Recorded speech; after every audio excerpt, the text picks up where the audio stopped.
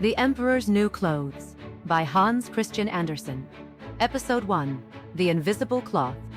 Many years ago, there was an emperor who was so excessively fond of new clothes that he spent all his money in dress. He did not trouble himself in the least about his soldiers, nor did he care to go either to the theater or the chase, except for the opportunities then afforded him for displaying his new clothes. He had a different suit for each hour of the day, and as of any other king or emperor, one is accustomed to say, "He is sitting in council." It was always said of him, "The emperor is sitting in his wardrobe." Time passed merrily in the large town which was his capital. Strangers arrived every day at the court. One day, two rogues, calling themselves weavers, made their appearance. They gave out that they knew how to weave stuffs of the most beautiful colors and elaborate patterns. The clothes manufactured from which should have the wonderful property of remaining invisible to everyone who was unfit for the office he held, or who was extraordinarily simple in character. "These must, indeed, be splendid clothes," thought the emperor. "Had I such a suit, I might at once find out what men in my realms are unfit for their office, and also be able to distinguish the wise from the foolish. This stuff must be woven for me immediately." And he caused large sums of money to be given to both the weavers, in order that they might begin their work directly.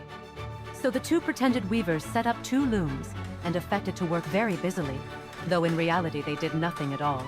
They asked for the most delicate silk and the purest gold thread, put both into their own knapsacks, and then continued their pretended work at the empty looms until late at night. "I should like to know how the weavers are getting on with my cloth," said the emperor to himself, after some little time had elapsed. He was, however, rather embarrassed when he remembered that a simpleton, or one unfit for his office, would be unable to see the manufacture.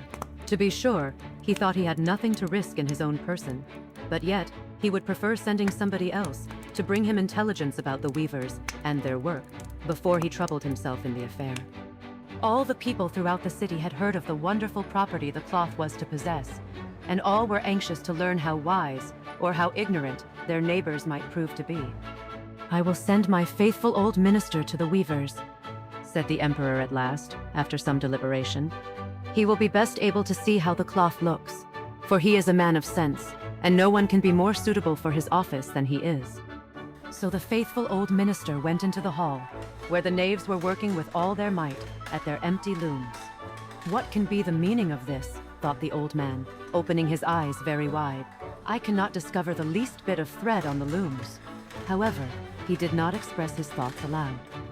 The impostors requested him very courteously to be so good as to come nearer their looms, and then asked him whether the design pleased him and whether the colors were not very beautiful, at the same time pointing to the empty frames. The poor old minister looked and looked.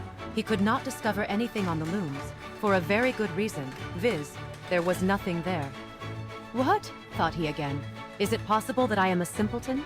I have never thought so myself, and no one must know it now if I am so. Can it be that I am unfit for my office? No, that must not be said either. I will never confess that I could not see the stuff." "Well, Sir Minister," said one of the knaves, still pretending to work, "you do not say whether the stuff pleases you." "Oh, it is excellent," replied the old minister, looking at the loom through his spectacles. "This pattern and the colors, yes, I will tell the emperor without delay how very beautiful I think them." "We shall be much obliged to you," said the impostors, and then they named the different colors and described the pattern of the pretended stuff. The old minister listened attentively to their words, in order that he might repeat them to the emperor, and then the knaves asked for more silk and gold, saying that it was necessary to complete what they had begun. However, they put all that was given them into their knapsacks, and continued to work with as much apparent diligence as before at their empty looms. The emperor now sent another officer of his court to see how the men were getting on, and to ascertain whether the cloth would soon be ready. It was just the same with this gentleman as with the minister. He surveyed the looms on all sides, but could see nothing at all but the empty frames. "Does not the stuff appear as beautiful to you as it did to my lord the minister?" asked the impostors of the emperor's second ambassador, at the same time making the same gestures as before, and talking of the design and colors which were not there. "I certainly am not stupid," thought the messenger. "It must be that I am not fit for my good, profitable office. That is very odd. However, no one shall know anything about it," and accordingly he praised the stuff he could not see, and declared that he was delighted with both colors and patterns. Continue watching the story in episode 2, The Invisible Cloth. And so the second honest man had told the same dishonest lie.